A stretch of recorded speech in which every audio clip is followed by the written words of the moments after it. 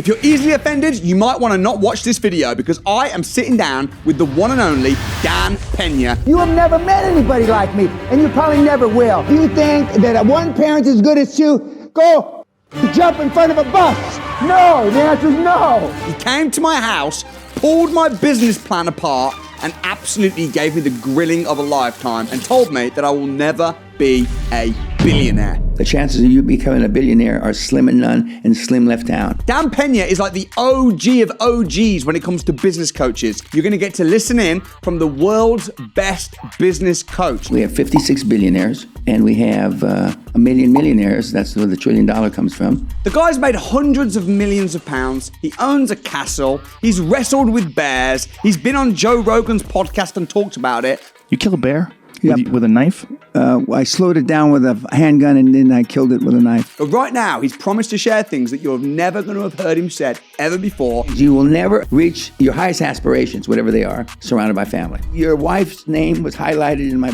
thing. Those are magnets for fraud. Welcome to Dan Peña versus Samuel Leeds. Dan, thank you very much for coming to my house. It's an honor to be sat in front of you. It's an honor to be sat in front of you. You've indirectly mentored me for the last however many years. So when your team reached out and said that you were in the area, it was a great opportunity. So what brings you to London? I have a big meeting tonight that's being catered by Michelin, three-star restaurateurs for a charity. And so I'll be there tonight. Great. And so my staff has filled in around Matt. Yeah. Starting from a little earlier today through up until we get picked up at the hotel to take us out to Waterside Inn, because that's where the thing is. Okay. Before meeting you, I didn't know whether your alpha aggressive persona was a persona or if that was the real you. But it took about 2 seconds of you getting out of the car for me to be like, that's the real him. Yeah. I've been at my 70th birthday 10 years ago. We had 200 more or less illustrious people there at a party at my house, Guthrie Castle. And my daughter came up to me the beginning of the second day. It was a 3-day event. She said, Daddy, I know why you call these people meathead now. Why, honey? What's happened? Anybody touch you or anything? He says, no. I've been asked 25 plus times, is this the real you? And so I said, well, honey, after lunch, you can get up and make a statement. So after lunch, she got up and said, excuse me, I'm Kelly Peña. I'm his only daughter. And I just want to tell you, please don't ask me anymore. He's like this when he gets up to take his first pee, although I've never seen him pee, until he goes to sleep. This is him. And if you want to know how he treats the kids, there's 3 kids, he treats us like shit since we're in diapers.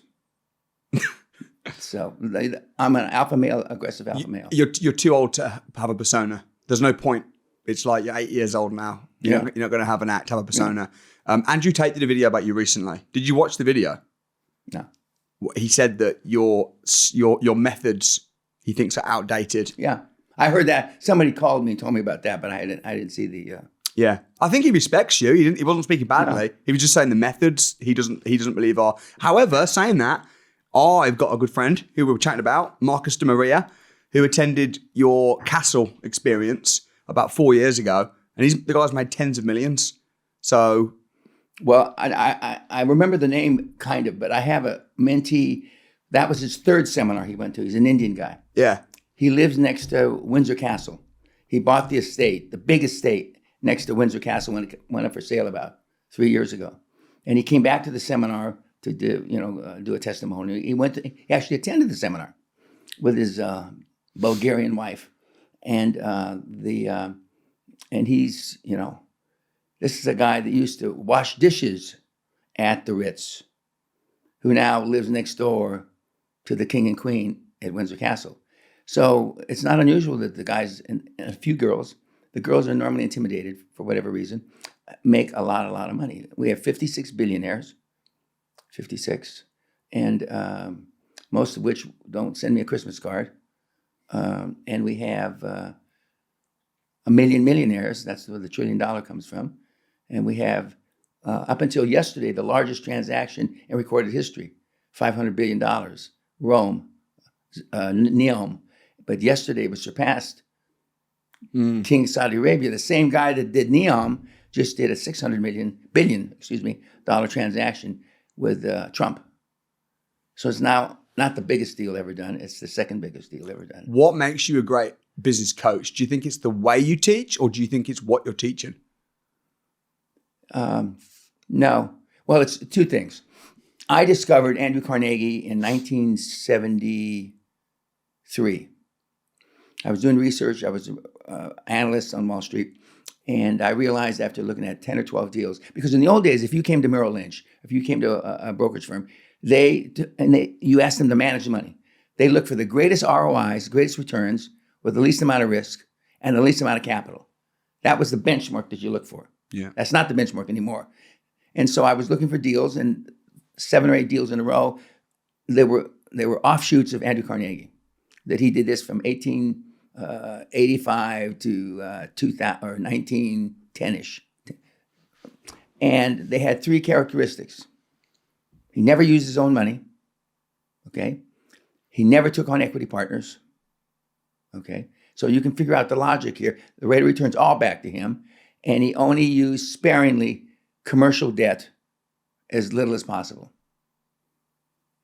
That means he had to use seller finance, which wasn't called that then. It used to be called seller's equity in the old days. Mm-hmm. And if you go to a bank, I'm telling your listeners now, and you start by saying it's going to be financed by directly or indirectly through your board, if you have one, and seller's equity, that you're put in a separate category. But if you say that you need money, or that this is going to be seller's debt, you're put in a different category. And the bank doesn't care where the money comes from. The bank only cares, or the commercial lending institution only cares that the money's there. So they say, okay, this is a great deal. Who's putting in the equity? How many times have you been asked that? A jillion, right? Well, the seller's putting in the equity. If you don't call it that, and you call it seller's equity, you'll get away with it at least 50% of the time. Mm-hmm. And that's one thing that's different. Yeah. And nobody teaches that. Nobody teaches that, okay? The next thing that is different is I hold everybody accountable. I don't care if your wife's pregnant. I don't care if your mother just died. One of my superstars is a girl that used to be the controller at Bellagio in Vegas. Good-looking girl, an ex-showgirl. I mean, good-looking. And during the seminar, I didn't know this until after the seminar. She attended the seminar because her boyfriend attended the seminar. And during the seminar, her mother called and said, I saw you on YouTube. And the girl was apparently irate and not too polite to her mother. And her mother had a heart attack on the phone. She comes back into the seminar, finishes the seminar, never tells me anything. I find this out 3 weeks later. 3 weeks later. Okay. That's the kind of sacrifice. That you can fly home to see your mother? I'm not suggesting you do this, audience. I'm just telling you some of the levels of sacrifice some of the kids have made. And she saw her when she got back to America. We have people that are closing deals while their wives pushing out. Push, honey. And especially in Britain, you don't see that. Nobody's willing to make any sacrifice. Well, again, exaggeration. Hardly anybody's willing to make any level of sacrifice to that level in Britain or Europe. That's why when I came over here 45 years ago, it was like shooting fish in a barrel or taking candy from a baby, which both of those statements I've been sued over. I've been sued over people that protect babies, okay, and people that protect animals, shooting fish in a barrel. Okay, I didn't know a fish was an animal, but anyway, that's neither here nor there. And I spent hundreds of thousands of dollars, hundreds of thousands of pounds, hundreds of thousands of euros defending myself over these things that I've said over the years. But I still say them. It's the truth. Yeah. But now Europe's caught up. In 45 years, Europe's caught up. So now we're 60-40. You know, some of the things the Europeans do, which I still include us, even though we had Brexit, we are still European, and we want to be European. And our current prime minister, every day shows how he still wants to be European. The deal that he did with India, that he's bragging about, is sodomy. British sodomy. We bent over, we spread our own cheeks, they lathered us up, and they stuck it up our arse. And he's bragging about it on TV. The deal he did with the U.S., a day or two before or after, is double sodomy. And yet he's bragging. He needed something in the news feed. He needed something that he could talk positively about. And the best analyzer, that's not a word, on TV is the guy from Sky News. Not the director, but the deputy dog, the number 2 guy in economics and finance. He gets up there with his charts, he rolls up his sleeves, and he points at, he's the best guy on TV that really tells you what the deals are. But he probably has 5,000 social media followers. Nobody listens to him, but he's the best on TV. Now they've got better guys on Bloomberg, they've got better guys, but so there's 2 different things that are different about the seminar. One, we're doing something that was invented 120 years ago that nobody does anymore. We're not miscategorizing it, but we're calling it what it is. We don't use debt other than at the last, it's our last default is commercial debt. Like if I was going to buy this fine estate you've got here, we also start up with an embarrassing offer. Now I'll give you the benefit. Now, I'm going to say it's worth 50 million pounds. Okay? I hope it's worth 100 million. I'm only 50 million. I'd offer you 2 million quid. I expect to get thrown out. Yeah. Okay? And then when you come back, if you come back to me, it went down to 1 million quid, kid. Because I know that you're interested. And God forbid that you come back a third fucking time.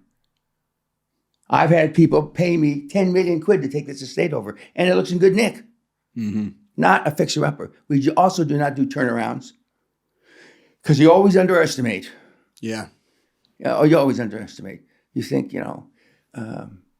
and so, but we're successful. And we teach, even though we used to say you're 2,000 cold calls away from a millionaire. In Britain, because the pound is so much greater than the dollar, it's not so much greater than the euro now as it was. You do one deal, you're an instant millionaire. Now, the next guy I'm going to see, in comparison, I didn't get a big write-up on him, but now just bear with me. That's all right. Okay, this guy is from, he was a chauffeur when he first heard about me in December last year. He lives near Riverbank Point, High Street, Uxbridge. Uxbridge? Uxbridge. Yeah. Just down the road. Is it? 15, 20 minutes. Okay. Over Christmas, he talked to one of my mentees, Alex, which is my 14-year-old superstar that did a 53 million pound deal when he's 14 years old. Wow. Okay? And you see, I built my board, I built my dream team, I've got my accountants, I got my lawyers. My first deal, 7 million. How old? He's 33, and he was a chauffeur at Christmas. Wow. So he's next. Yeah. After I talk to you.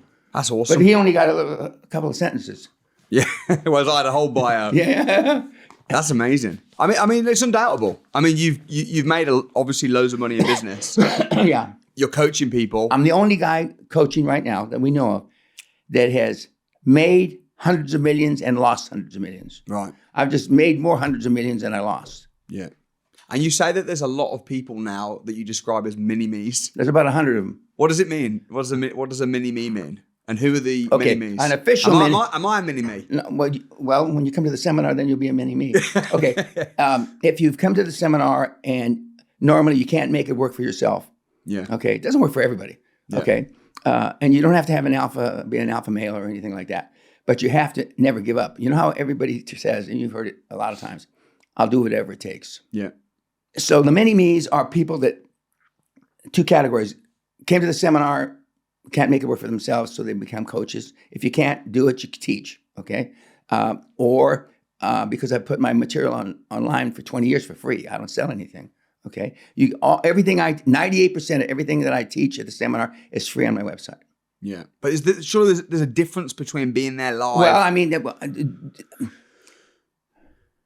me in person, that's why I don't do podcasts that are virtual. Virtual me is not me. Yes. It's just not me. Okay? It's going to a Beyonce concert versus listening on the radio. Okay, the best book you ever read on sex, it doesn't compare to the best sex you ever had. Right. That's the comparison. Right. Back in the day, there was a guy who's still around that read 700 books. At that time, I had done about 900 deals that I wrote down so I could prove that I did it. And what's the difference between somebody that's read about doing 700 deals or somebody that's actually done 700 deals? Now I stopped counting at thousands, and now I'm not the $1 trillion man. I'm the $8.4 trillion man now. But you can't beat a dead dog. I mean, yeah. And in fact, I was more popular when I was a $50 billion man, because somehow you could see that. Right. You could touch it. Lord Sugar, who's a great guy, who's a billionaire. Well, he started in the streets. A billion. So, but $1 trillion is. But I can't go back and make it up, or unmake it, I should say. Do you think there's a business coach on the planet that's helped create more millionaires than None. You? Zero. Not even close. Who else keeps track of numbers? I mean, I haven't made anywhere near as millionaires as you say to have done. I'm a lot younger, but I have created quite a lot of millionaires. But your figures are next level. Have you put, because when I Google who are Dan Peña's students, there's not loads of people that come up. I'm not doubting that your figures are correct. No. And I personally know people that have done your castle experience that have made millions. But is there any evidence? Because some people might argue, being a critic, you're just making those figures up. There's no actual evidence. I've been asked this maybe not 1 million times. That would be a Trump exaggeration. But let's say at least 1,000 times. Yeah. Okay. With all the investigative reporters that are about now, with all the investigative people on the net now, okay. I got questioned about a degree I had because senior wasn't after the name. It was just Daniel Stephen Peña. They forgot to put senior. Yeah. Okay. The first time I got knighted, they forgot to put senior, and I wouldn't accept it. Yeah. I said, do you think that people are going to believe that you forgot to put motherfucking senior? No. I waited 15 months to finally get knighted properly. And maybe I would have never got knighted. That's what my lawyer said, that they can just say, fuck you, Dan, arrogant old shit. There's at least, and I have 56 billionaires. But when I started this 33 years ago, I said I want to make 1 million millionaires. I didn't even equate it to $1 trillion because I knew that I got rich easy. And that's why I decided to coach. I made 500 million 45, 50 years ago. 500 million today is a lot more money than 500 million. And I said, this is easy peasy. So I'm going to teach. And the real reason, and I'm going back to get an award and make a speech in a few months, is I want poor people to know they don't have to stay poor. No. Especially I want Hispanic poor people. See, I don't relate to my Hispanic brothers and sisters because I'm called a güero. I have light skin and I'm blue-eyed. And they use that as an excuse why they have made not $5 and I've made 1 million millionaires. Okay, all the awards that I get, Hispanic Businessman of the Year, people want to be able to use a reason why they can't do it. Yeah, I would not recommend. My children don't do what I do. My children have great positions in Fortune 500 companies, actually Fortune 200 companies. I have one special needs kid who does nothing, and I have 2 children, a daughter and a son, that are both, by normal standards, would be considered successful. Yeah. If they were sitting around the table, my daughter would say, I would rather not be Dan Peña's daughter. One, I'm not giving them any money, not a tenner. Okay? That's number one. Now, they say they're cool with it, but I know they're not cool with it. I'm positive they're not cool with it. And if you have enough to drink with my youngest son, he'll probably tell you, I'm not cool with it.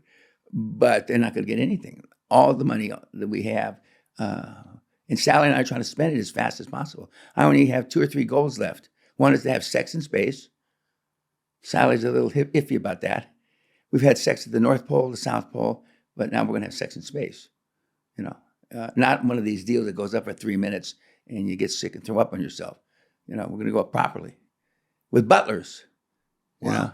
Champagne. Yeah. My goal was to go to space. Yeah. But you kind of topped it now with I mean, have sex in sex in space. space. I don't think that's ever been done before. Probably No, not. well, I trained the third guy to walk on the moon, Pete Conrad.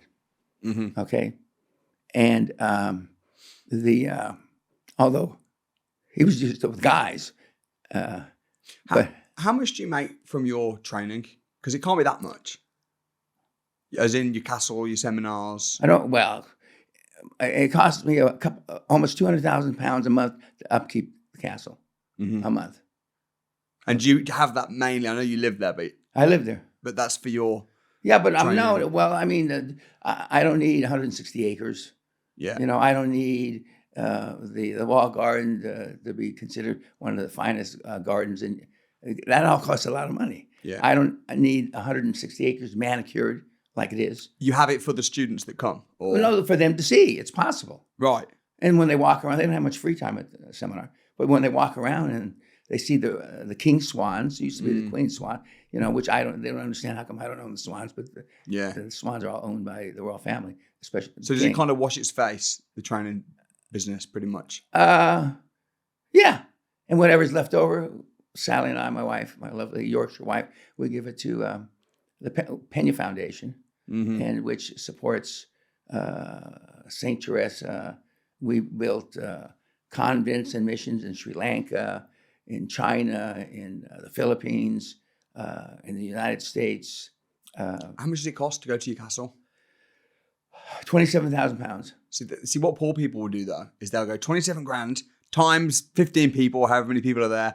Oh, that's a lot of money. But then what they won't get their heads around is the fact that you just said it cost a couple £100,000 a month just to maintain the grounds, which really you just have to give a good experience to the students. Yeah, and the butlers. And most people have never been served by a butler. Yeah. And also... And our butlers didn't work for the king, they worked for the queen. But your time, that's the main thing. Because somebody just paid me, some guy from Spain just paid, I get paid 10,000 pounds an hour. That's my consulting fee. Right. And I said, it's wasted money. You're better off go borrow from somebody or rob a bank. I mean it facetiously. Don't go rob a bank, but I say, go rob a bank, come to the seminar. Okay. Yeah. But somebody, just last week, I consulted with a guy for an hour, 10,000 pounds. I told him, this is wasted money for you. You know, you're not bright enough to ask the right questions. To me, it sounds reasonable. I mean, do you know how much Grant Cardone charges? No. I paid 200 grand to Grant Cardone, and it was good. Talking to Grant Cardone, you did an interview with him, but I didn't get a chance to watch it, and it suddenly disappeared from the internet. Was it rough? Did it go bad for him or something, or what happened? What happened with? No, there was two interviews. Tell me what happened, because I have no idea. Okay, not many people even know about that. But anyway, since you brought it up, Grant, he brought it up. Okay, I went to visit him in Florida about 6, 7, 8 years ago. Kind of when he was peaking, right? Or he thought he was peaking. Now he's peaking, but then he thought he was peaking. And I went to his offices. I mean, great offices like IBM, back in the day. And he says, we're going to go for a coffee to start. So, and it was an ambush interview in his roles. Okay. And see, I didn't know that was happening. Really? Yeah. So he was filming and didn't say? Yeah. Yeesh. Towards the end of the interview, I look around like fucking guys in the back seat with a camera. I put two together. I was only 72 then, so I still had all my mental capacity. And so we went out there. We went to a Starbucks or someplace, and he was asking me a bunch of questions. Then we came back to his office, and we did about a 2.5 hour interview. I mean, proper interview. And I asked him a lot of hard questions. His financial guys were there. His marketing guys were there. Everybody was there. And I said, why do you still use this model? You know how Tate says that my model is old-fashioned? Yeah. I didn't say it was old-fashioned, but why do you still use this model? And I gave him a couple of suggestions. And then he asked, on live, can I do this? And then they all kind of, not look down, that's an exaggeration. And i.e., 2 years later, he started his funds. Wow. And he had, I don't know, maybe 3,000 units then. Now he's got 300 or 500,000 units, but not with his money. And I said, you don't need to use your money. And I also said, which if anybody, you could do a fund, Yeah. Now, when you, the guy that runs the fund normally takes 2% off the top. So now he manages, a couple $1 billion. Yeah. Oh, yeah. In the billions. Okay. Yeah. Let's just say 1 billion. I think it's like 8 billion. Okay. 8 billion. What's 2% 8 billion? A hell of a lot. 1.6 million for nothing. Yeah. That's your management fee. Then you take transaction fees. Then you take individual overall management fees. Then you built all these things in. So you got 6 or 7 streams of income.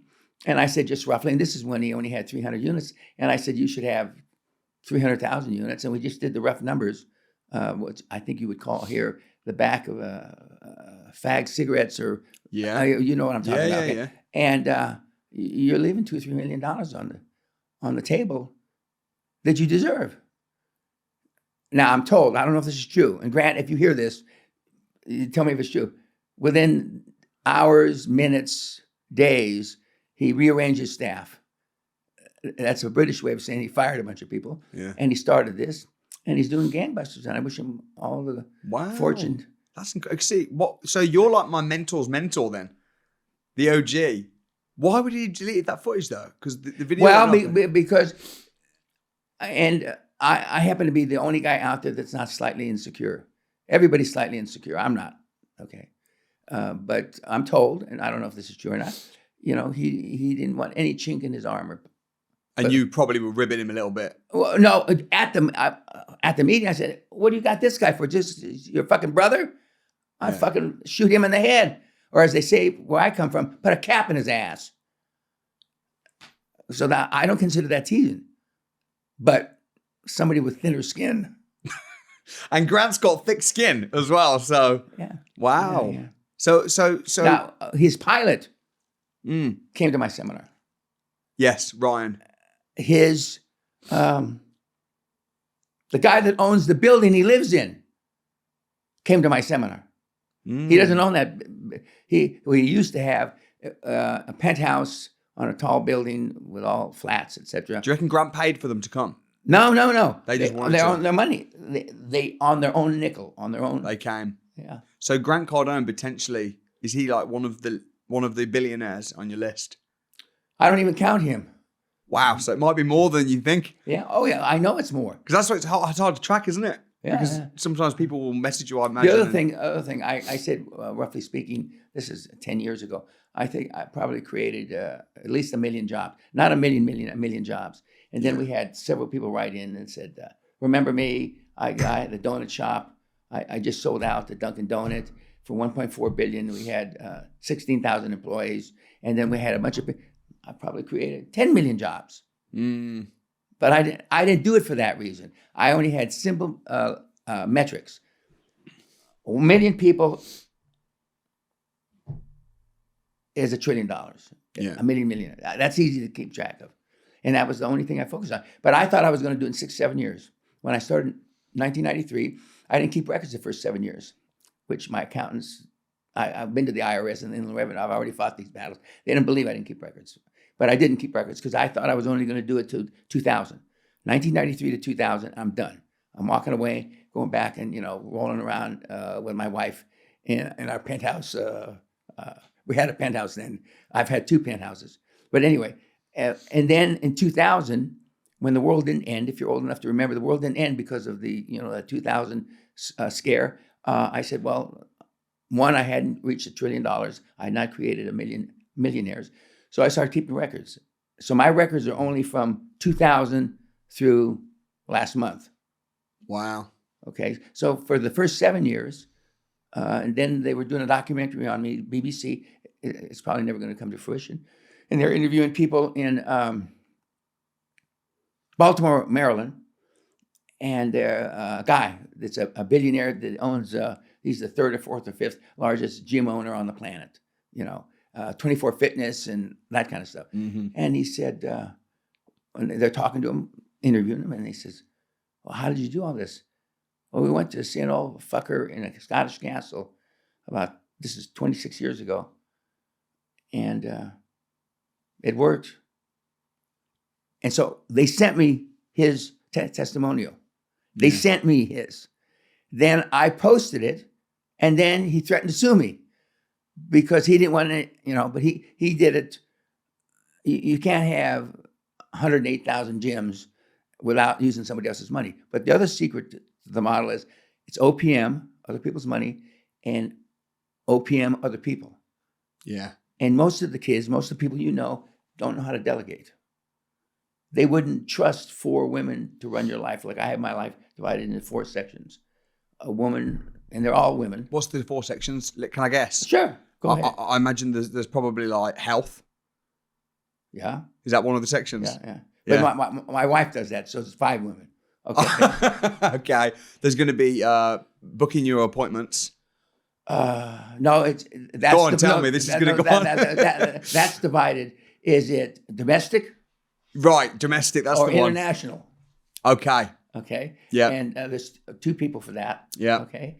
And then there's one that manages attendees to my seminar. Of course, now since this century, I've only given seminars at the castle. Yeah. I used to give seminars other places, but I don't do that anymore. Yeah. One, it's convenient. People like it though. Yeah. They want to come to your home. And I underestimate. I have a lawyer, a great lawyer. He's been with me over 40 years. He says you underestimate the pizzazz of living in a 15th century storybook home. Yeah. Because I'm there. I look at it every day. I look at the antiques. I look at the armor. I look at all this other horse shit. Yeah. And people. I mean, I've also got a castle. And I know. Yeah. Yeah. And I do a bit of training there. Yeah. And people love 20 bedroom. Yeah. Yeah. People love coming to it. What's not Leeds? What's it called? That's in Bewdley, in the middle of England. No, but what's the name of it? Ribbersford House. That's right. Okay, I read that. Okay, that's not on your short bio. You just happen to know that. No, that's on the. I have another bio. Yeah, this is your traveling bio. You know what? You know you're doing all right when it doesn't even fit on your bio that you own a castle. Well, most people can't. Well, it doesn't mean much. No, because until they experience. Yeah. People that in Scotland think of castles, they think of Edinburgh Castle. Right. Okay. Or Perth, and it's not even a castle in Perth. It's House of Scones or whatever it's called. But once you've been to one, and 40 years ago or 35 years ago, Lloyd's of London, who was one of our main insurers, said it was one of the best appointed grand homes in Britain. That's amazing. Okay. But it's cost me millions. Yeah. And back in the 80s, you could buy tennis courts put in that supposedly had a lifetime guarantee. Now, one of my lifetime guarantees, I've had 5 for the castle, have lasted more than 20 years. My septic tank, they said, and of course, Sally tells me, she just told me the other night at dinner, when you think about it, Dan, how can they sell you a shitter that's going to last for life? How do they know that you're going to have 42,000 asses taking a dump? But anyway, my septic tank, they told me, was for life. 4 septic tanks I've had in 41 years. We just had to change ours. Yeah. And it's expensive. Tennis courts, my lifetime guarantee, I just ripped the tennis court out. I couldn't stand to look at it anymore. I've got some other things that are, but my favorite story is a guy, Jim Martindale. He's a famous financial guy from Texas. He bought a suit in Da Nang during the Vietnam War. He was a pilot for us, and he had a lifetime guarantee. Yeah. Now, I don't know if he still wears the suit, but the thing is all falling apart, and the threads are, and the pocket is hanging down here. And he says, that little fucking, forgive this audience, this little fucking Chinaman sold me a lifetime guarantee, coat, and I'm going to wear it all my life. I only wish he was still alive so I could embarrass him about it. But there are no lifetime guarantees. Mm. Does your castle, is it financed or do you own it cash? I own it cash since the day I moved in. You own it cash? Yeah. How does I pay for it, Dad? Yeah. I'm trying to understand your business model. I have no debts. But then, why do you say debt? What do I say? Debt. Debt. Yeah. No. England, in Europe, on the real Europe, they say debt. I've never heard that. Okay. Debt. You must not. Okay. Yeah. It's debt. I have no debt. In fact, that doesn't make sense. That doesn't make sense because your whole business model is around using other people's money. But then you've got a castle worth millions and you don't have any debt on it. Why would you not use debt on it? Because I don't have to leverage it because I won't say I have an infinite source of money, but I have an infinite source of money. Okay. So for someone like me, who's nowhere near as rich as you, but I'm doing okay. You're doing okay. Yeah. Believe me, I don't even have to check. If this is really your house. It's my house. Well, I'm not trying to make you defensive. But if it's one of my mansions. Okay. If it is, then you're doing better than 99 or 99.5% of all the other bums. I'm in the top 0.001 certainly for my age bracket. But here's the question. In terms of finance, and this is me genuinely asking you for advice for my business, from the little you know about me, I know it's the first time we've met in person, but my business model, I don't borrow money particularly. I actually have a finance company where I loan money out. So it's like the opposite of the Grant Cardone business model. I'm not trying to borrow money, maximize myself, be really leveraged and build billions of pounds of business portfolio real estate. I'm doing kind of the opposite. I'm very lowly geared. I'm loaning money out. So I'm teaching people about property. They're finding deals and I'm financing their deals and providing bridging finance. So it's a completely different model. Do you think that model is good? Or would you be like, I had that model, right? But I spent too much time, or my people spent too much time following up at a collection agency because they don't pay on time. Okay. I mean, where it might be different for me is I'm only loaning money out to my students and their deals, we know they're good. Yeah, but even when the deals are good, right. I mean, finding deals is like brushing your teeth. It's easy peasy. What's hard is managing the deals, managing the people, and at least 50% of the people are going to let you down because they don't know how to manage shit. Okay. Mm-hmm. This guy that did the $7 million deal I just read about, chauffeur, he doesn't know dick. He knows less than dick. Yeah. And even though I'd say don't do business with relatives, when I see him in a couple hours, I'm going to say, I know that somebody in this team, hopefully not in a place of authority, is related to you. Yeah. And they can't manage. One of my most successful teams, he had 106 employees, 100 were family. Wow, that's a lot of family. He's a billionaire now. Right. He fired them all. Really? Interesting. It's not easy. What do you talk about at Christmas? Well, I don't go to Christmas. What do you talk about Thanksgiving? I don't go to Thanksgiving. What do you talk about at weddings and funerals? I don't go to those. Poorness wears off. Mm-hmm. My wife's mother just died, and it's months ago now, but still shit's dragging on. And we were at a cemetery. You know, after you bury him, you go and have dinner or lunch or some horse shit. Yeah. They sat in 3 tables. I didn't understand why they broke up into those 3 tables. I do now, because I sat at one of those fucking tables. And it's because they don't like each other. Yeah. And they're talking about a wedding that's coming up 20 months from now. Okay? And who's going to go? Or more importantly, who's going to be asked? Can I have another drink, please? You know, what do I care? But that's how some of the companies that I've seen go through my funnel are managed.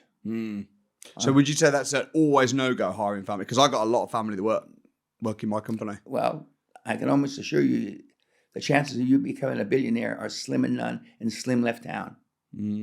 That's interesting. I mean, it's a known fact. Now, at your, I'm not. No, please. At your level, nobody knows shit. Yeah. And what do you mean by that? I mean, hiring your brother. Yeah. You got out of law school, even if you went to a good law school. And your brother probably couldn't get into a good law school.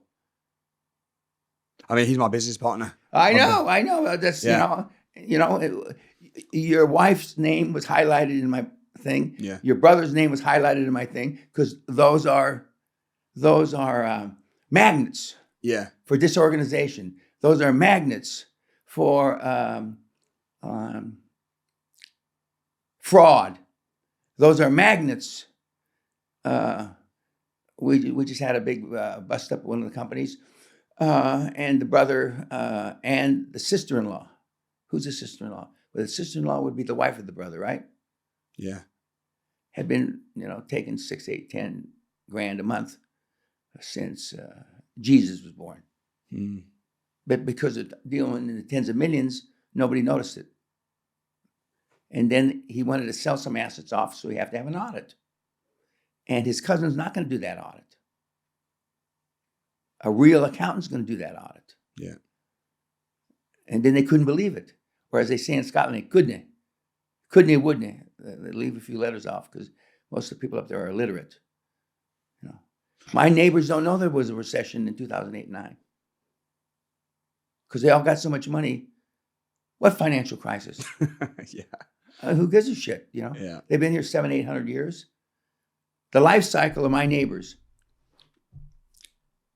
You get the best grades you can, and if you can't get into Oxford or Cambridge, even though those are down south, you go to University of Edinburgh or St. Andrews University. Okay, you graduate.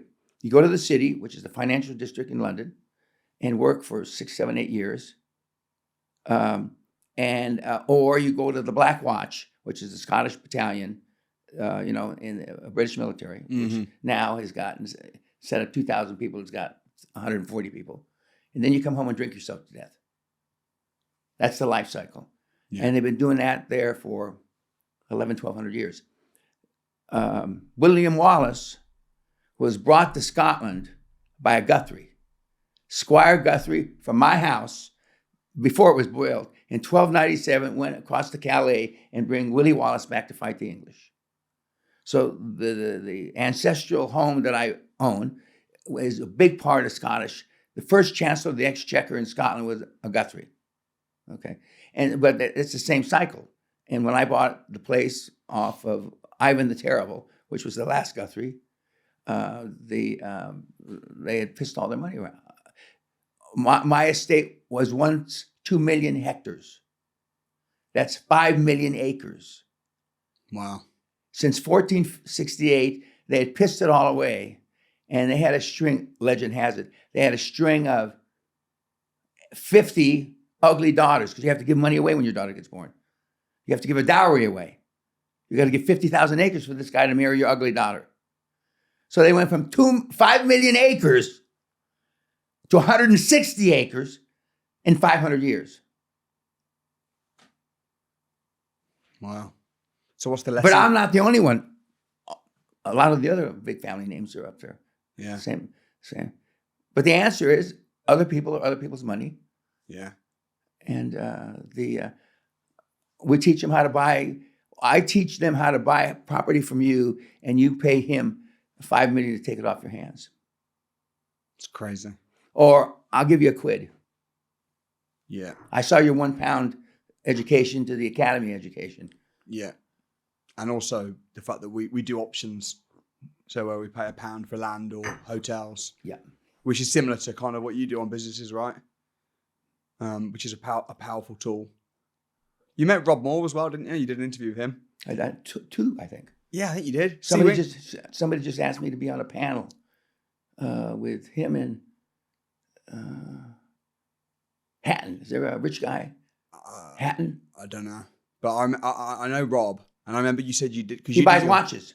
Yeah, he does. Yeah, because you do your research deep into people. So when he was interviewing you, I think you said that you don't think he's got much money, and he I still say that. Do you think he's a bit broke? No, he's not broke.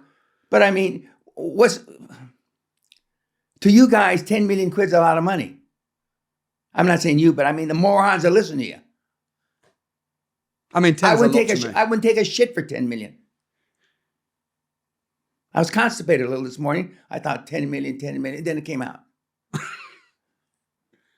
Yeah. See, you only know poorness rubs off. Are you the first guy that's got any money in your family? Yeah. Okay. Well, that's the good news and the bad news. It's great bragging rights, but it's not worth the shit to go forward. The odds of you being the next Henry Ford, the greatest, in my judgment, current day, Michelangelo, of current day is Elon Musk. Yeah. 500 years from now, they're going to say he's Michelangelo. He's whoever. Okay. Sure. But before that, the reason why there's still a Ford that's chairman and CEO of Ford Motor Company is because Henry Ford the first, in the late 1800s, set up the company right. A Ford can never. It's also, along with Tesla, the only two car companies that never went bankrupt. He did it right. Yeah. You want a model to follow, you follow Ford's model. And when he said, I need 500 extra hands, meaning 250 people, 2 hands per person, the unfortunate thing he used to say about 140 years ago is it has to come with a person. Send me the hands. That's why AI is going to wipe out 70, 80 I predict 95% of all employment. Wow, that much. I mean, it is amazing though. Elon, Bill Gates, and one of the other luminaries, Musk. Jeff. No, Jeff. Sorry. Bezos. Oh, yeah. Zuckerberg. Oh, yeah. They all say, but you can't do it for public consumption because it scares the people. This is the greatest buying opportunity we've had in America. And if you fart in America, you smell it in the UK. So it'll eventually come to the UK. Yeah. But the deal is, in my judgment, and this is one man's opinion, that the current prime minister is doing for public relations sake. They're not. First of all, for a tariff to drive the country into the whole country, the world, into bankruptcy, it's going to take 10 years. 10 minimum. And they're worried about it. I'm not going to buy a car, or I'm not going to put an extension on my house, or I'm not going to put, what's that shit that sucks up the sun for? Solar panels. Solar panels. Yeah. See, I don't even know the names of this shit. I'm that far separated. But the kids, this coming seminar in 6 weeks, we have, I've never done this before, but one of my marketing geniuses, when I say that means he's not a marketing genius, okay, came up, he says, why don't we tell him who's going to be there? We've never done that in 33 years. And I think we got the idea. I can't speak for 100% because I've been invited to be on this National Scottish Business Development Up Your Ass in November. And there's 6 guys that are asked to speak. The one that you just mentioned is one of them. Mm-hmm. He was just added to the list. Yeah. So I'm hoping that he's the poorest guy on the list. I don't know that. He was just added, though. He was just added last week. You know, I beat him up, actually, Rob Moore. We had a fight. You mean like real? Yeah. Yeah, we had a fight. Well, he's an old man. Wow, he's not that old. He's about 10 years older. I think he's close to 50, isn't he? Oh, you're beating up old people. Jesus Christ. You, tell me about what you said about the fight between Elon Musk and Mark Zuckerberg. You said if they fought... I sent him a no. I said, I got all excited.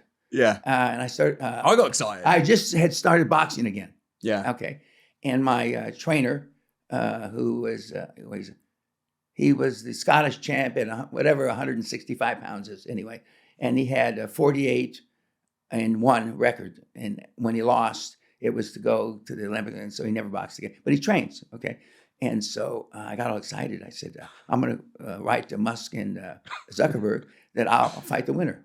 And then he came. I used to get trained by him twice a week. And he came back the next week. He says, he's taking, what martial arts is Zuckerberg taking? I think he's doing wrestling, jiu-jitsu, okay, yeah, something. BJJ or something. And I said, if I can't snap the neck of a 150-pound kid, I'll kill myself. You know. Now Musk weighs 190 pounds. Yeah. But I weigh 240 pounds, and I'm still big and strong. So I said, I'm not worried about that. And then they were trying to calculate how many eyes we'd get on the internet. I don't give a fuck about that. But I mean, people don't put this shit in perspective. Mm-hmm. They just don't. Okay. Now, there's 4 or 5 guys that I'd be concerned about.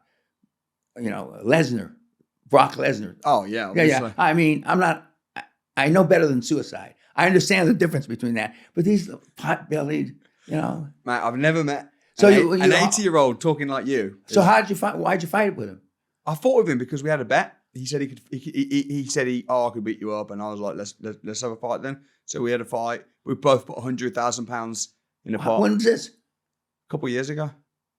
Was it on the internet? Yeah. There was 1,800 people there that bought tickets to come and see it. Where was it? It was in Essex. Fuck, I would have gone. Anyway. You should have. Next time, assuming it happens like that, I'll let you know. Have you in my corner. Brian Rose just fought in Dubai. Did he? Yeah, it was a 6-round. Did he win? No, he lost to he weighed 177 kilos. No, not 100. 77 kilos. The guy he fought weighed 72 kilos. Am I getting that right? Yeah. And he still lost. Brian did. Yeah, and split decision. This last Friday, a week ago Friday. Yeah. And now I don't know the black kid from anywhere, but I break him like a pencil. I mean, but Brian was strong enough to throw the guy around the ring. Okay. And if Brian's strong enough to do that, I would have thrown him out of the ring. Yeah. Yeah. But so what was the outcome of the fight? You won. Yeah, I won. And got my money, 200 grand. And then just, Is it on the internet? Yeah, it's on the internet. No shit. Yeah. It was like, it was quite big. That was quite a big fight. But we did it because we had a little bit of beef, but at the same time, a bit of respect, bit of a joint venture. And he's in real estate. Yeah, he's in real estate. I know about watches because a couple of my guys are big watch collectors. Yeah. And so interesting. But does he do real estate like you? A bit, yeah. A little different. He does his thing. He's in his lane, but he's also got an education company. He does public speaking and things like that. He's got his podcast. He does real estate. I do real estate. So I lost a lot of weight for it as well. I was 118 kilograms. I dropped down to 80. 180? Fuck. Yeah, that's big. This morning I was 108. Yeah, so I was bigger than you. And you're probably taller than me. How tall are you? 6'3"? 2. 6'2". Yeah. So Scotland. Why did you choose Scotland? I heard on the internet a rumour said that it was because if there was a war, something like that, you wanted to be away from everything. No, I chose Scotland because the house is, if you had military background and you drive up, you can see it's easily defendable. Right. Okay. It's a building in the middle of vast acres. Yeah. So you can see them coming from all 360 acres. So it kind of is what I said. Okay. The defense thing. Okay. At the time I bought it, I was in a fight with the mafia in New York, and they tried to kidnap my kids. And so we had paramilitary guards, and I traveled like that. I had just raised a mercenary army to invade. This is all public news, and I'm past the statute of limitation to invade Haiti and kill 2-3 million people. And so I had an army, 240 mercenaries. And more importantly, I had already started looking because it's near the home of golf, St. Andrews. And I used to be an avid, crazy, psychotic golfer. Right. I played as much as 72 holes in a day. And you can do that in St. Andrews. You get up and tee off about 3:20, the longest day, which is June 21, which is coming up. And that day you can play 20 hours of golf, 20 hours. And I played 72 holes. I used to have a permanent caddy at St. Andrews and a permanent caddy at Carnoustie, which I was a member. And my head of security used to be the head of security for the Royal Yacht Britannia for the Queen, retired Marine. And so, and that's why I went there originally. What do you think about the future of the UK? Do you think that do you think that there's hope? Do you think that we're going to do well? The Not this generation, well? No. You don't think so? No, none of well, I don't see if the forget the investment public. Just think of the people, the average bloke that makes £45,000 a year. His wife works at the library, makes £22,000 a year. They got 2.5 kids and 3 dogs. Okay, they won't live long enough to see any benefit. The kids, let's say the average kid is maybe 10, 12 years old, may see long enough to see a benefit. But somebody in one of the parties, not one of the leading parties, said it correctly. It took us 70 years to fuck. He didn't use these words, to fuck us up like this. Yeah, we're not going to get that it all solved, and the Tories proved that. But we kept reelecting them, right? Yeah. Okay. And before them, it was the Labor we kept reelecting. We always believed, but see, the 4 or 5 years that they're in office isn't really enough time to make any change. Right. That's going to last. Yeah. Now, that's why the Reform Party is done so well. Do you think would you vote Reform? Well, I'm a UK citizen. I carry a UK passport. I like Farage just because he's got a big mouth. Yeah. Everything that comes out. He suffers from the same thing I suffer from, and the same thing that Trump suffers from. My alligator mouth is overloads my hummingbird ass daily. Some of the stuff that he says, if you understood the velocity of money, and just can't happen. Yeah. Unless it's 2 or 3 generations from now. Right. Okay. But they never add that. And the little guy, they interview some poor bastard in Leeds, and he doesn't know shit from apple butter. Yeah. And it's sad. Do you think Farage has got a chance? Yeah, I think he does. They're that pissed off. He's got the same chance for similar reasons than that elected Trump. Yeah. The people had enough. Yeah. How pissed off do you have to be to attack the Capitol? See, that's too radical for a Brit. Although the British did it before. We did it against the Brits in 1775 or 76, whenever it was. Yeah. Okay? You can only take so much shit. How's Trump getting in going to affect England and the UK, though? Because you know how you said that the UK tends to follow what happens in America. I mean, do you think rates are going to go a lot cheaper? Money's going to become cheaper again? It's going to... Well, I mean, the Bank of England dropped rates. Yeah, they are continuing. And the Federal Reserve didn't. So it will eventually, either Trump is going to be able to bully the head of the Federal Reserve enough, or somehow figure out a way to get rid of him. But look at all these things that when he comes up with the Gulf of America. Google changed the maps. Okay? He wants to buy Canada. Okay? And there are actually Canadians that want to be the 51st state. Yeah. He comes up with this shit about Greenland. But that's an embarrassing offer. It's the same model. If you read his book, I didn't read the book, but The Art of the Deal, he starts out with an offer nobody would accept. Yeah. And then he works his way up. Yeah. But that's very hard to sell to Brits. Is it? I've had some, monumental ideas. And of the 10, I've only been able to get one across the goal line. And that's when I took an option public. Mm-hmm. I give you $100,000 to have a 6-month option on this house, and whatever it's worth, I'll pay double.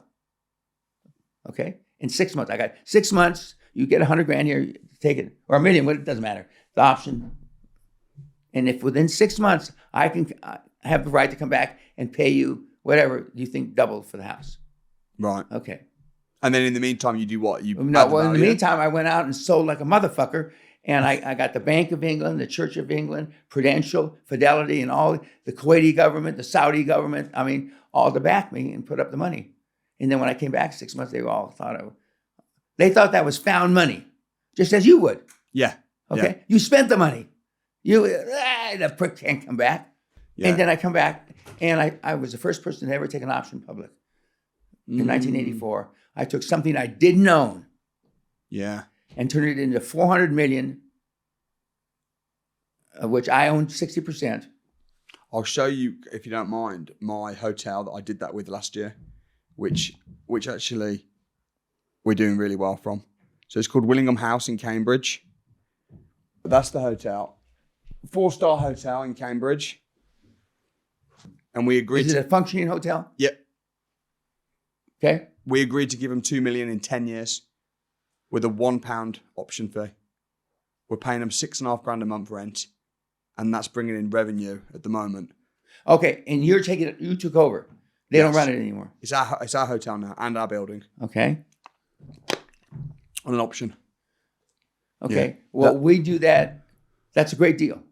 We do the kids, the more successful kids out of my seminar, do that in the hundreds of millions.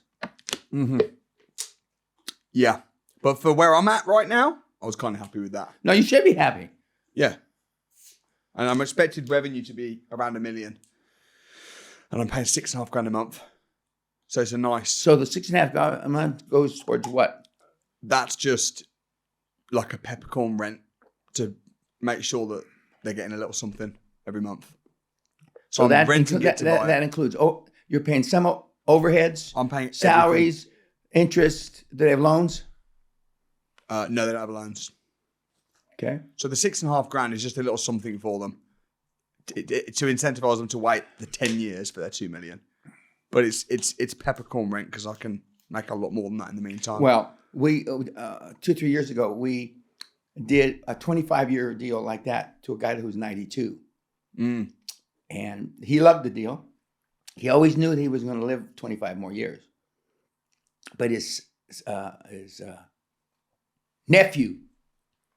nephew's son, who just got out of law school, took it to court, and the court made reverse it. It said that we were in contempt of this, that, and the other thing. Right. And even though the old man got up there and he was talked just like I do, and But he came in a Zimmer frame. And I said, can't he just walk in the fucking courtroom? And he came in a Zimmer frame and he said that, anyway, and we had to undo the deal. We had to undo Really? it. Yeah. But was he Because he was representing? 92. He's never going to live 25 years. Yeah. But was he represented by a lawyer? He had a lawyer. Of course he did. And why did it not come off then? Huh? What? Because the lawyer thought it was a good deal. So, it's his nephew, right? son, who just got out of law school, who ultimately, because of the trust, he would have been the beneficiary, but he didn't want to wait 25 years. Yeah. Yeah, because the option's on the deal. Correct. Not a contract with him. Yeah, correct. And this was on a property or a business? On a property? On 127 or 140 bed assisted living. Old people go to live there, and they're yeah. That's what it was. But if you had an option, so what's the lesson in this thing? Because if you've got an option to buy it and you've got a restriction order, you've got a public notice on the title deeds, and he was represented by a lawyer, how can he reverse that? Because you can sue for anything in America. Oh, this is in America. Okay, because I think it might be a little bit different in the UK. Because in the UK, if that happens, the lawyer would be liable that represented the seller in the first instance. Well, the only liable if the ultimate beneficiary in the meantime was him. He had no complaint. He did, he told the judge it. Yeah, that's mad. Yeah, but it's like the judges that are ruling against Trump now, some of which he appointed. Okay, they realize their life as we know it are over. Not because they're going to get killed or something, but their life in the political and judicial and legal world are over, but there's some people, there's certain things that, I still believe we're dying for. And some of these people are committing political suicide in America that are doing this stuff. And guys like Trump, not just Trump, when you're the most powerful guy in the world, why would these countries acquiesce to Trump's, why? Because they realize when you're the president of the United States, you can do any fucking thing you want. And you've met Trump more than once. Oh, no, I knew Trump 40 years ago. We used to share lawyers. Not that he can't afford, I don't mean it that way, but we had the same big law firm. Yeah. International law firm. And have you met him in person? Yeah. Sitting in a room like this. What's he like? He's funny, one. Two, he is, some people would consider vindictive. I don't, because I think like he does. He believes in getting even. Yeah. He believes in getting even. You need to sometimes, though, to prove a point and to stop people messing with you. Well, you shouldn't have to do that more than once or twice. And in the lawyers, in the system here, which I think is pretty archaic, but I sued a guy in the House of Lords over a flea bit me. This is back in the 90s. And I won. And I got 33,000 pounds damages. If you lost your leg, you don't get 30,000 pound damages. But I got, at that time, the hottest current barrister, the guy that was making shit into gold. He was the flavor of the day. And I used the law firm that was the flavor of the day, which are always expensive, And I always tell you, go to the restaurant you can't afford. Join the clubs you can't afford. Go to, use the lawyers you can't afford. Use the accountants you can't afford. Because there's a certain gravitas that is associated with 100%. Use the mentor you can't afford, maybe. Yeah, that's true. And I used to use Freshfields back in the day. And their opening, when they be introduced to new potential clients, we represent the Queen of England, the Bank of England, the Church of England, and Dan Peña. That's good. And Timothy Rotalick, who was the number one guy on the note paper, I mean, he thought that that's the way it should be, the way I act. Yeah. But there's not 10 guys in the city that are like me anymore. Not 10. Name maybe 5 lawyers. And they're all the big firms. Big firms. So let's talk a little bit about the future of money, because the future of money, as in what's going to happen. It's not going to be crypto fuck. What's it going to be? Have you changed your mind on cryptocurrency? No. I said on that guy we just talked about. Yeah. On his last podcast that he interviewed me, you're going to hear it first here. It was the first time that crypto fuck got up to 93,000. It's back beyond that again. Yeah. I said, although I'm not a proponent of crypto fuck, but if I own crypto fuck, I'd sell a third, keep 2/3. Okay. Or sell it all. And I said the same thing about the stock market, which at that time was about to cost 50,000, but it never cost 50,000. You said a long time ago that you thought it's going to go to zero. Yeah, Bitcoin will go to zero. Do you still think that now? Yeah. Do you? Maybe not in my lifetime. Yeah, but you still think it will crash to zero? Because as Warren Buffett and Charlie Munger, God rest his soul, said, there's no intrinsic value. But also, as Jimmy Dimon, the CEO and chairman of JP Morgan said, I don't believe in it, and I don't. My opinion of crypto is not dissimilar to Mr. Buffett's and Mr. Munger's. But if my clients are crazy and want me to make a market in it, we'll make a market in it for our crazy clients. Yeah. And PayPal tax and everybody, not everybody, I don't know. No, it makes sense. And there is no intrinsic value to it. No. And you can say that with most monetary, I mean, you can say that with the Great British Pound, there's no monetary value to it. But maybe that will crash as well. Maybe that'll be extinct. I don't know. It's got the Bank of England and the benefit the Bank of England and the Federal Reserve have over crypto fuck is they can just print more money. Yeah. Because everybody knows it's not backed by anything. Yeah. But then that means that if we're saving it, it's losing value, right?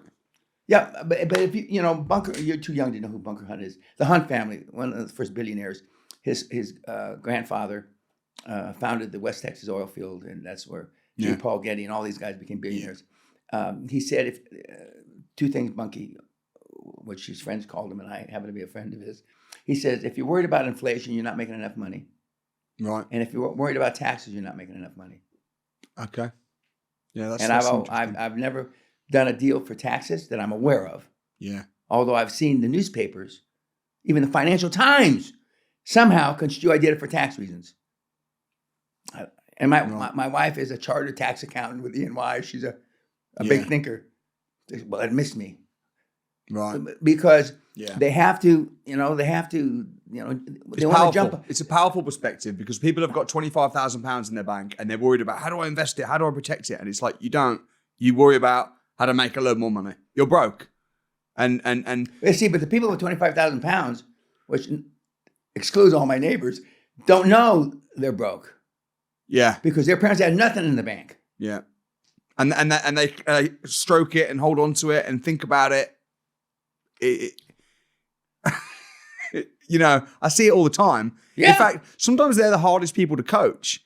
You'd rather a guy that's got a couple million or has got nothing. Because the guys that got 30, 40, 50 grand that are like holding on to it like this and stroking it and wondering, what can I do with it? And in today's economy, if you've got 50 grand, you can barely buy a house, even with the mortgage, with stamp duty and everything. It's just, so I think the mentality is wrong. The mentality should be, as you said, how do I make more money?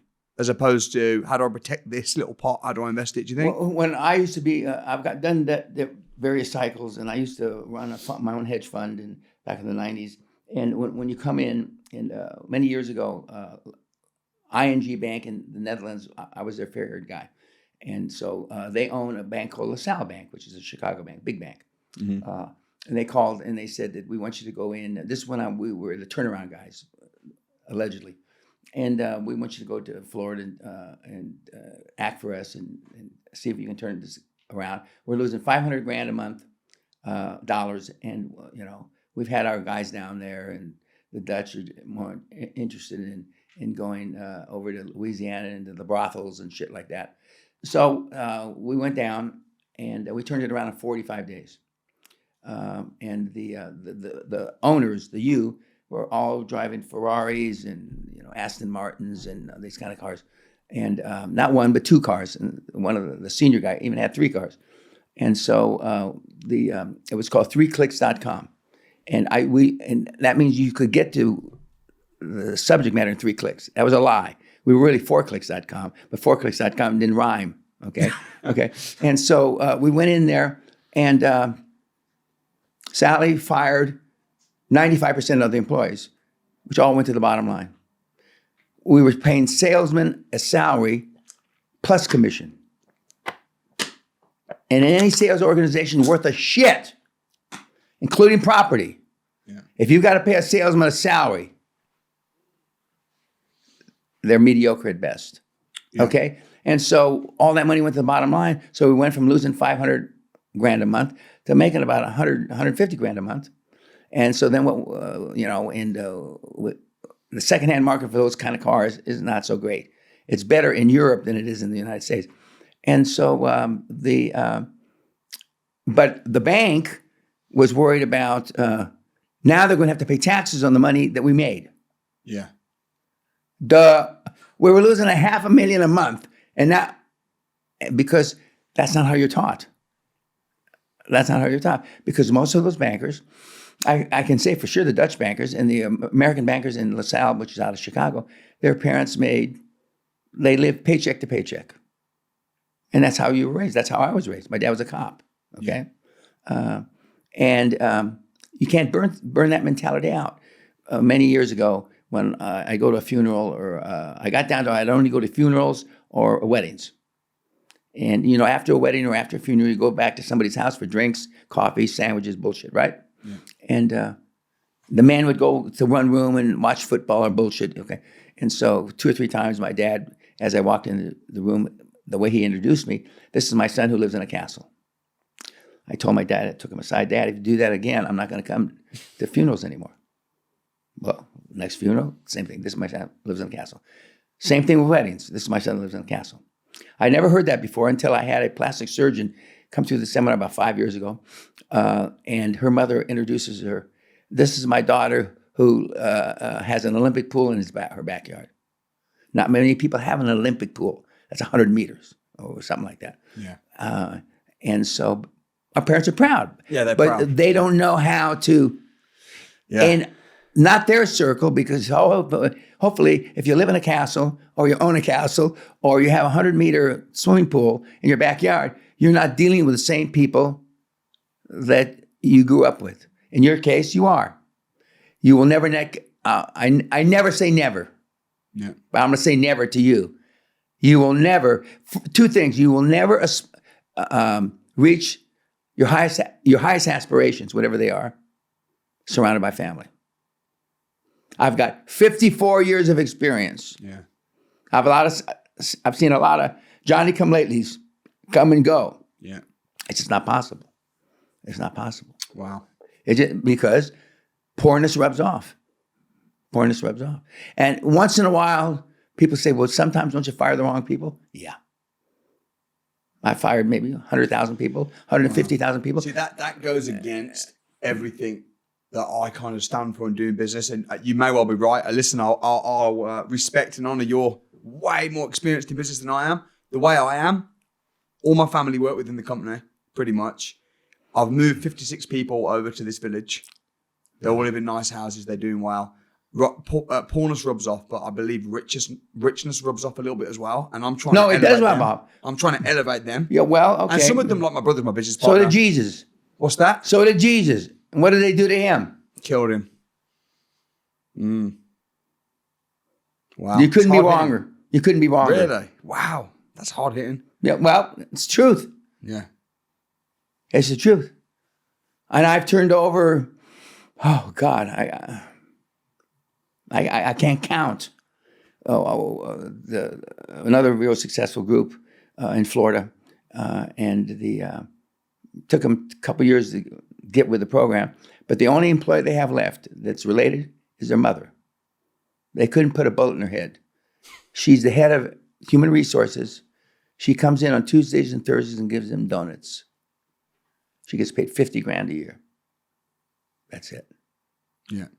And that's 50 too much, but they just wanted to keep her just because. Yeah. And you think that's fair enough? As they would both say, I know you could put a cap in her ass, but And she's one of those parents, God love them, they're sick and then they're not sick. What do you do with family who don't work within the company that ask you for stuff? I haven't been asked for stuff in 25 years. But when you were? We have people show up at the castle gates. Yeah. is Danny in? If you call me Danny, it's because you knew me he hid. And they said, yes. Well, you can tell their cousins from East Jesus are here. Is that all? Is that the total message you want us to pass on to Mr. Peña? And so 3 hours later, they're still standing there. Savage. Yeah. No, I'm not savage. I know guys that are. I was told by one of the current billionaires about 30 years ago, Dan, you would have been the first trillionaire on the planet if you were tough enough. Mm. If I had been in high tech, because I didn't make any of my money by accident. Yeah. And when you can take, there's a guy, one of my guys, who from El Salvador, yeah, that's a place, isn't it? Yeah, El Salvador, wash dishes. Blah, blah, blah. Okay, he came to the seminar about 10 years ago, and he's the only guy that's ever asked me, how many times am I, at that time, instead of 27,000 pounds, I think it was 23,000 pounds. Okay, he asked me, how many times am I going to get the value of my seminar back? I'd never been asked that question. I said, Roberto, I don't know. I'll have to go back and look, do the maths. Yeah. Why do you say maths instead of math? Because maths is correct English. Anyway, okay. And so 7 months later, he pulled out 70 million. Jeez. He's going to be, remember I said we're going to announce the speakers for the next seminar? We've never done that before. Well, he's going to speak at the next seminar, which is in 6 weeks, Roberto. That's mad. And he's exited already. See, right. He's actually got the money. Yeah. Do you know your style of teaching, which is very aggressive and it's tough love? Is that because it works, or is that just because you're just doing you? Do you think you get more results because of that? I know it's the only reason I get any results. Because of your tough love. Yeah. Because you're absolutely brutal. I mean, I'm reasonably tough. No. You don't know anybody. You've never met anybody that's brutal. I've met people that are brutal that think I'm a pussy. Like who? Bunker Hunt, for one. Ross Perot. These are old-time billionaires. Yeah. Okay? Ross Perot, Bunky. So I've never met anyone like you that's tough, and I've met a lot of billionaires. That doesn't mean they're tough just because they're billionaires. Yeah, I was going to say, do you need to be? I mean, I think that being a killer and being tough is important as a businessman and getting things done. But clearly, you don't need to be like that to get the money. Because like Richard Branson, I've met Richard Branson. He doesn't seem like a killer. He is. You think he is? I mean, this is old information. He used to have 218 companies. Yeah. Okay. Only 6 made money. Okay. He couldn't close at 212, right? 60. Yeah, 212. Yeah. Because he couldn't fire anybody. Right. But the 6, okay, we had a proposed a joint venture maybe 20 years ago. It didn't happen. But the other guy who was from the council, that's right, Council Flats. Yeah. When you're poor, you live in Council. Okay. He had waylaid him at a Virgin function. Mm-hmm. And anyway, and so we met the guys that managed the 6. Yeah. And there's some guys that, arguably, if they sat there, either over drinks or without drinks, that can tell you we can't fire anybody. Allegedly, he came up with 200 and some odd ideas. Only 6 worked. One of them was the airline. Okay. And 3 or 4 other. One of them was the phone. I forget which one he sold off. Did he sell a Virgin phone? Anyway. Not sure. He's had so many companies. Yeah. Well, yeah. And in the old days, he started a company, and then he got the public behind him because the public felt sorry for him or felt that he was not done right by when a British Air was shitting on him. Yeah. They were losing the luggage and all that shit. Yeah. But you think he's a killer? Yeah. Richard Branson. Sam Zell, who just passed away, he would hire me as his butler. I mean, Sam Zell is a butcher. and God rest his soul, he's dead now. But he was called a bottom fisher. Yeah. Okay. And there's plenty of guys tougher than me. But normally the tough guys turn soft because when they start to want to build their legacy. Okay. I got knighted by the Catholic Church last year. Congrats on that, by the way. Thank you. 20 years work. And of course the church thinks I'm an angel, but a lot of metaphors there. But there are guys and a few gals, not many gals, but a few gals. Because it's and now, they talk about the glass ceiling for women. I don't believe in the glass ceiling, but there are women that are, you gotta it's like being black when I was young. They had to be better because they were black in addition to everything else. Mm-hmm. They had to be smarter because they, all the metaphors around black people. Lesser for Hispanic, but I was a light-skinned Hispanic, so people thought I got an easy pass. Yeah. And maybe that's true. But when I was discriminated against, I punched him in the face. And that, today, not just because it's not woke. Why do you think Elon Musk and Trump and a good portion of Trump's main followers are inner circle? I don't mean not inner circle that you pay these guys to be in their inner circle, but why do you think they're so anti-woke? I don't know. Because in the long run, it doesn't work. No. The Romans had their day. I mean, a lot of these dynasties have had their day, but they all end in hard-nosed.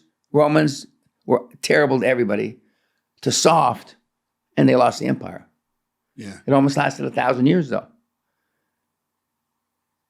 Do you realize that if somebody had woken up Hitler and the day that June the 6th, 1944 invaded Europe, we'd be speaking German right now. Yeah.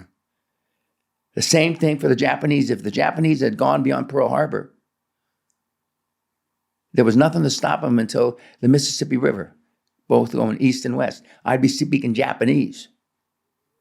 A quirk of fate, serendipity, destiny, I don't know, or lack of balls.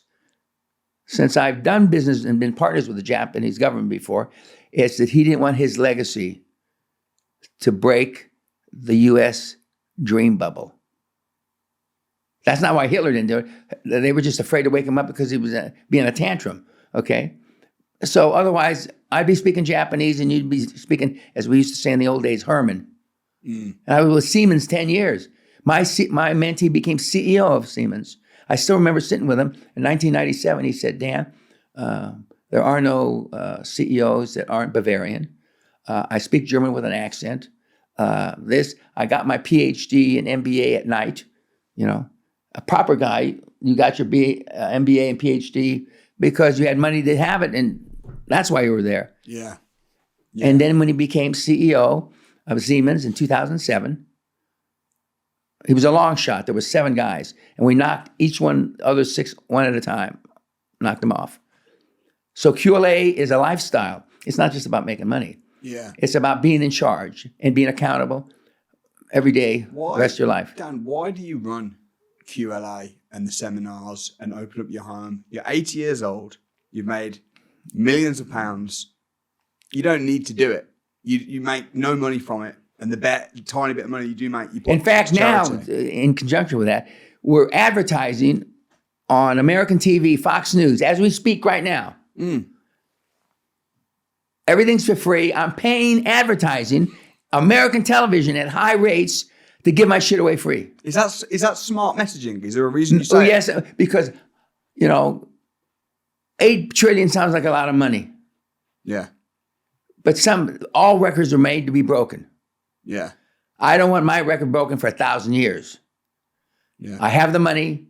I won't say money doesn't mean shit to me, but money more or less doesn't mean shit to me. Yeah. And as we speak right now, you go to Stuart Varney, the most popular finance program on TV, and you go to Charles Payne, who I've been on the show before, the black guy. who does a financial program on Fox TV, and you wait till the commercial break, and there I am for 30 seconds. I respect it, Dan. I respect it. And there's a lot of teachers out there, as you said, if you can't do it, they teach it, that are, as we call the fake gurus of the world. And anyone that looks at you and says, oh, fake guru is silly. Because for a start, you've done it. Secondly, you're 8 years old. You don't need the money. So I respect it. I respect the energy. I'm just curious as to what your why is. Is it that you want to leave legacy? Or is it just you're good at it? Well, I'm the best at it, okay? But I've been the best at it a long time. Right. But I thought it was going to take me 7 years to raise $1 trillion in equity through you guys. It took me 24 years because you guys aren't the sweat off my balls. I shit more brains this morning. Must have been a special day because I shit twice. More brains than your audience has cumulatively. When you've done 100,000 transactions, you've got to be brain dead not to have learned a whole bunch. Yeah. And I happen to not be brain dead. I'm super smart. I mean, when I tell you artificial intelligence is going to take your job away, forget the morons that are listening. Your job. And only recently, Bill Gates and the boys are saying, we could lose up to 75% of the jobs. Now they're saying it. They've known it for years. You're old enough to remember 7, 8 years ago, the biggest IBM computers played the 5 grandmaster chess champions in the world. One was Russian, one was this, one was that. And at the end of the match, it was a 2 out of 3 match, the computer lost and the grandmasters won. AI wasn't what it is today, 10 years ago. And so the moderator asked the computer, is there anything you'd like to tell us? This is on YouTube. Don't trust us. Wow. Now, I knew it before 10 years because I was close to Siemens, and Siemens is at the head of artificial intelligence. At least it was then. So what's the solution then for me or a business person listening to this? You've said that AI is going to take my job. I don't know what you mean by my job. Ultimately, AI is going to take all jobs. Right. So you mean finding deals? You could go to a baby doctor. You go to any. What's the solution? Sure, we can get rich off the back of it as well. Well, the government contracts AI. I mean, I have guys. I've been preaching for 13 years. I said it's the lowest interest rates in 5,000 years, and not a one cocksucker on listening to this took advantage of it in a big way. I did. So did I. My model grew. Okay. Yeah. Okay. I've been saying that on the back of me saying that, I said AI from 20 years ago is going to eat our lunch. It's going to eat our lunch. So why wouldn't you? And who buys and spends more money on artificial intelligence than anybody in the world? Governments. Yeah. Okay. I.e. government contracts. That's how I did my first deal. I did $50 million in revenue with 3 government contracts producing oil. There's still disparities in the market. Unfortunately, I'm not proud of this guy. One of my kids sold 3,000 toilet seats to NASA. They don't have toilets in fucking NASA. Another one of my mentees sold 2,600 ashtrays to NASA. We don't have ashtrays in a space shuttle. I can go on and on and on. Government contracts. The 3 guys that you're going to, well, not you, the people that would, and these webinars aren't part of my YouTube. These webinars are the guys that paid the money. Yeah. To get to hear. They're going to hear 3 guys that in 5 years or less all got, and generational wealth to me is different than generational wealth to Cambridge. The big schools here say 30,000 pounds is generational wealth. To me, 200,000 pounds after taxes, because I pay taxes. Okay. Unfortunately, I'm told a lot of my kids don't pay taxes. I don't know that. I don't want to know that. Okay. But I didn't set it up for them not to pay taxes. But if you're not doing AI, you're an idiot. It's just like now. I asked a real estate broker the other day. I sat next to him in a bar. Why are you still a real estate broker? Can't you get listings? They have. Yeah. Because there's still some people that are too stupid or too old-fashioned. They still want a human face. But doesn't that platform eliminate your job? He says, yeah. He says it's going to eliminate all real estate jobs soon. Yeah. Oh, yeah, well. I mean, I've actually got some technology which uses AI, which scrapes the internet and helps find deals from Rightmove and things like that, works out. And that got valued at £4 million. Good.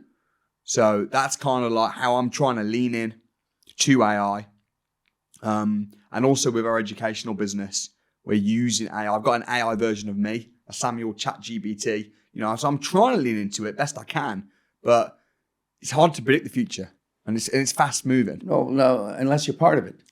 Well, unless you're part of it. And trying, if I told you, or I've told some of my other kids, if somebody put a gun in the mouth of your little baby, you got 2 days or 2 hours or 2 minutes or 20 weeks to learn this and figure out a model that worked. Otherwise, I'm going to spread. It's going to be part of the wallpaper, the kid's brains. You drop everything else you were doing. That's if you gave a shit about the kid, okay?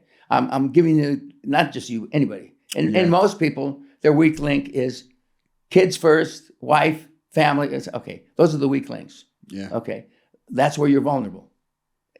QLA is the mafia model without a gun. Okay? You do anything to save the little shit's hit, right? Yeah. Okay. Well, if you put that same kind of effort in how do I involve or get involved in the future, most futuristic thing humanly possible. I mean, and now there's 10 million things for sale right now today on the UK government website. 10 million. 10 million. 10 million from bottles, cotton swabs, in the old days, masks for Corona, 10 million. And I have at least 10,000 kids that have become multimillionaires since Corona. I had 2 or 3 billionaires, but they already lost the money. How could you lose $1 billion since Corona? How? And it's like a comedy show. Remember the guy that used to be in the corner shop, and he sold things, and the old people would come in. That corner shop guy, Sir. It's like a sitcom. Some of the models, and 75% of them, where'd they lose the money? With their family. Yeah. Well, that was a hard hitting lesson for me. And then the other one that I don't quite think I've got the answer from you is in terms of me loaning money out. And you said that can be a little bit risky because you're chasing the debts. Well, unless that you have some sort of sixth sense or intuition that you never lend money to people that won't try to not pay you. Yeah. The first thing, if you got a list of 10 things in your household budget, you're last on the list. Mm-hmm. I mean, we've got a first charge on the houses. Yeah, well, I mean, some people, how long does it take to get a guy out of the house here? It takes a long time. Okay, and they know that. Yeah.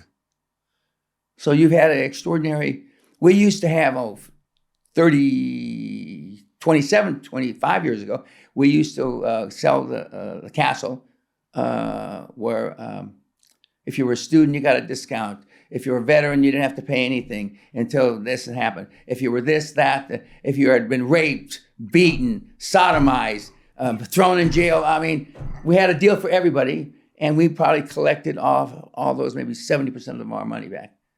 Maybe not 50% of our money back. No good deed goes unpunished. Just remember that. Yeah. If I leave you with nothing else, no good deed goes unpunished. And when things are rosy, he's a crackpot. His father beat him too much. My dad should have beat me 100 times more. Maybe 1,000 times more. Because I was very good at not getting caught. Why did I try to kill my teacher in grade school? And I'm not tough enough? It's an interesting perspective. You know, and I get what you're saying. People will take advantage. It's a tough one. Are you religious? Yes. What's your faith? I'm a Roman. Catholic Church united me because I'm a Roman Catholic. How does saying no good deed goes unpunished? It's in the antithesis of the church, and that's why I say when I got knighted and I had my whatever speech you made after you get knighted, and I said that I'm like Saint Peter, the first pope of the Catholic Church. His real name was Simon. Okay, and Christ told him, you will betray me 3 times before the night's over. Mm-hmm. Forget Judas who sold him. Yeah. Okay. 3 times. And Simon said, I don't know Christ 3 times. Yeah. Okay. And then he became the Catholic Church's first pope. And the Catholic Church turns that around in that sinners can be rewarded. Well, the only reason I got a knighthood is because sinners can be rewarded. There cannot be no other reason. Because I've done some shit. Some of the bad shit I did with the Catholic Church. The Vatican. I used to be the Vatican Bank's partner. You don't want to know what the Vatican Bank does. But those stories in The Godfather aren't all fiction. Yeah. Yeah. No, I get it. And I'm a knight of that. Yeah. And I'm about to, God willing, pun intended, I should be getting 2 more big awards. One of my friends who's known me since I'm 10, 12 years old, is it going to be the biggest crook award, Dan? I'm not a crook. The reason people like you, though, is because you keep it real. You say it as it is, and you say how you've lived it, and you've got a lot of experience. Before we close, a final question, which is a selfish question, which I'm just curious as to what your thoughts are, which I asked you before, is about debt. You said use other people's money. But then you don't have debt and everything you own is cash. At what point do you stop using other people's money? Never. But then is other people's money not debt? No. Okay. Other people's money in the form of seller finance is equity. Right. So my option that I did with that hotel, that's correct. The kind of thing you're talking about. Correct. Got it. So I should do more of that. I have some guys, and not being braggadocious for my kids, that are worth significantly more money than you. They do it exclusively 100%. Okay. So if you can do somehow, like the largest, not landowner. Landlord, property owner. In Scotland is my mentee. Okay. Really? Yeah. Wow. Okay. Do you know can you say his name? Sure. Graham and Leanne Carling. Wow. And they're your students? I mean, their 16-year-old or their 14-year-old came through the seminar 3 years ago. He's now largest in Scotland, landowner.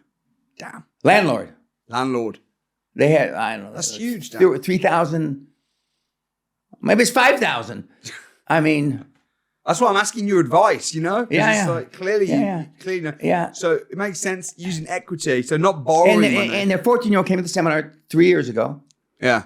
I tried to clean it up a little, but it's hard. But the first 2 hours of the seminar the 14-year-old attended, which was 3 years ago, I had just teenage multimillionaires, the kids. Yeah. So he could relate to the kids. Yeah.